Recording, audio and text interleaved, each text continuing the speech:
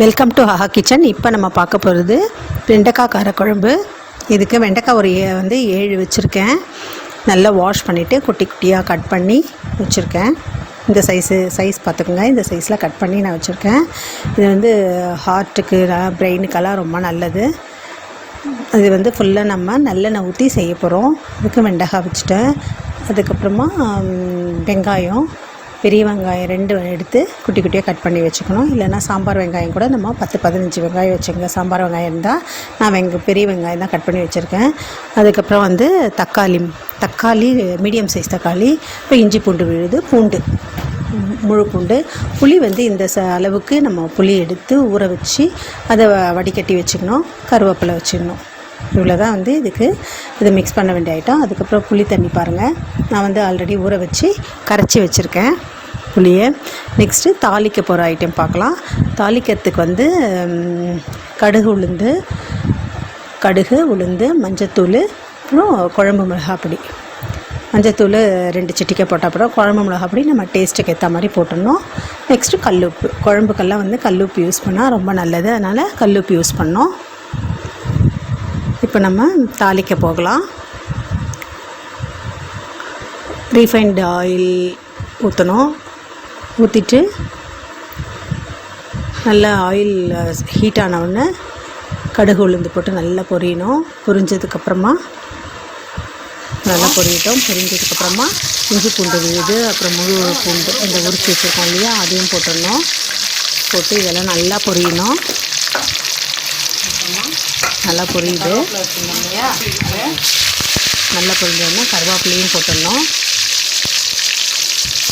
கருவேப்பிலை நல்லா போட்டுட்டு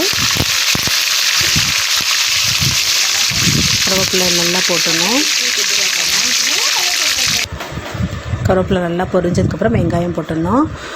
வெங்காயம் நல்லா வதங்கணும். வெங்காயம் நல்லா வதங்க குழம்பு நல்லா டேஸ்டியாக இருக்கும். இப்போ சில பேர் நல்லெண்ணெயில் போடுவாங்க. நம்ம நல்லெண்ணெய் செய்வோம். நம்ம ரீஃபைண்ட் ஆயில் ஊற்றிட்டு மேலே நல்லெண்ணெய் ஊற்றிக்கலாம். தக்காளியும் போட்டு நல்லா வதங்குது.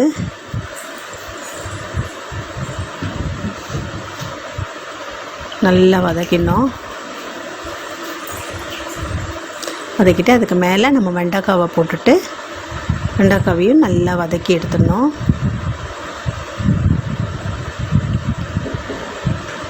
நல்லா வதக்கி அதோடு கலந்துக்கணும். அதுக்கப்புறமா இப்போது மஞ்சத்தூள் போட்டுட்டு நல்லா கலந்து விட்டுடணும். அதுக்கப்புறமா கல்லுப்பு யூஸ் பண்ணோம். கல்லுப்பு தான் ரொம்ப நல்லது உடம்புக்கு. கல்லுப்பு யூஸ் பண்ணி நல்லா கலந்து விடணும். அதுக்கப்புறமா நம்ம இப்போ டேஸ்ட்டுக்கு ஏற்ற மாதிரி குழம்பு மிளகாப்பொடி போடுறோம். டேஸ்ட்டுக்கு ஏற்ற மாதிரி குழம்பு மிளகாப்பொடி போட்டு திருப்பியும் காயை நல்லா கலந்து விடணும். கலந்து விட்டு அதுக்கப்புறமா கொஞ்சமாக தண்ணி தெளிச்சிடணும். இப்போ எடுத்தோன்னே புளி தண்ணி ஊற்றக்கூடாது. நம்ம தண்ணி கொஞ்சமாக தெளிச்சிட்டு நல்லா கலந்து விட்டுடணும். அதை ஒரு 2 கொதி வந்ததுக்கப்புறமா புளி தண்ணி ஆட் பண்ணி நல்லா கொதிக்க விடணும்.